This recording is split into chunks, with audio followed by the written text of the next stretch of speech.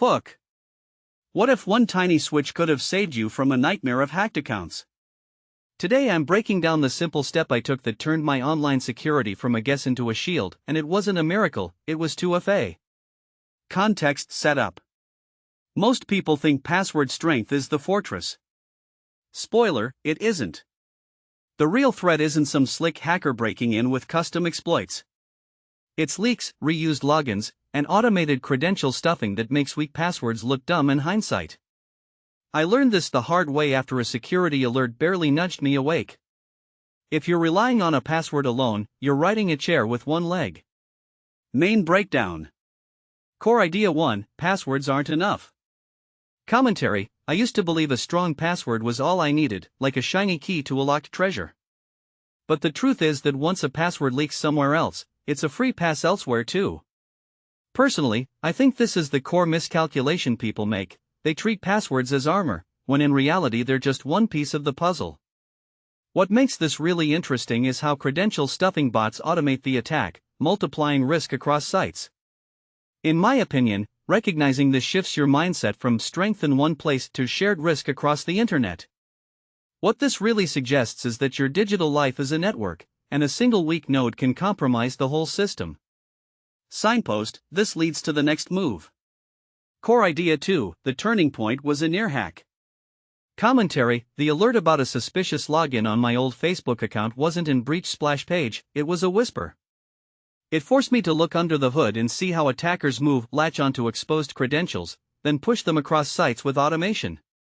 From my perspective, that moment was about realization more than risk. Awareness shifts behavior.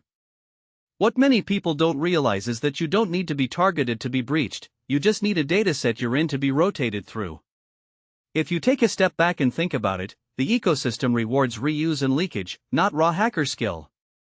Result: awareness becomes action. Core idea 3: the fix is two-factor authentication.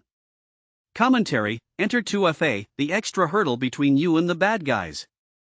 After you type your password, you must prove you're really you with a code from your phone or an Authenticator app.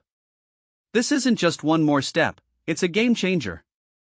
Personally, I think the second factor is the difference between a near miss and a hard-to-breach perimeter. What this does is convert a credential leak into a second problem for attackers. Now they need access to your phone as well. What this implies is that the security model shifts from password secrecy to multi-device verification, which dramatically narrows the attack surface. Core idea 4: setup is quick and practical.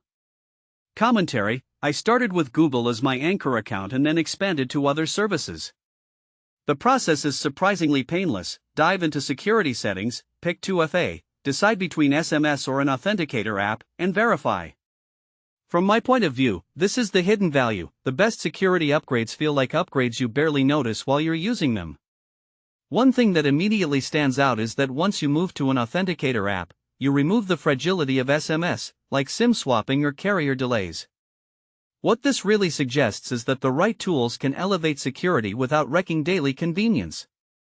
Core idea 5: Authenticator apps versus SMS codes. Commentary: SMS codes are easier to set up but less reliable. Authenticator apps generate codes offline, independent of your network. This matters because it cuts off a whole class of attack vectors. In my opinion, the transition to an app-based system is a small trade-off for big gains in reliability. A detail I find fascinating is how some banks still rely on SMS for verification. That creates pockets of weak security in an otherwise modern stack.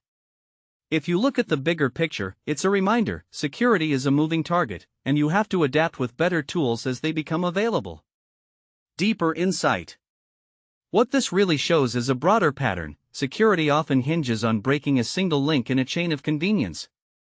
Passwords are a convenience decision that researchers have pointed out since the early 2000s. 2FA is the practical countermove. If you zoom out, you'll see a trend toward phishing-resistant, hardware-backed or app-based authenticators becoming standard. The big takeaway isn't just turn on 2FA, it's design your life so the things you rely on most have a second factor you actually control. Closing thought. So the big question I'm left with is this: how much security are you sacrificing for convenience today, and is it worth it when the cost of a breach is so much higher tomorrow? My bet is that the small upfront effort of enabling 2FA pays dividends in peace of mind and resilience. If you're watching this and you haven't turned on 2FA yet, I'd challenge you to pick the simplest path: SMS or an Authenticator app, and lock in that second factor. What's your first step going to be after watching this? Share in the comments which service you'll upgrade first, and what method you'll choose. End note. Personally, I think this is one of those tiny tweaks that doesn't just improve security, it changes how you think about your online life. It's not about chasing perfection, it's about making the breach practically unreachable with the least friction. And that, to me, is the real win.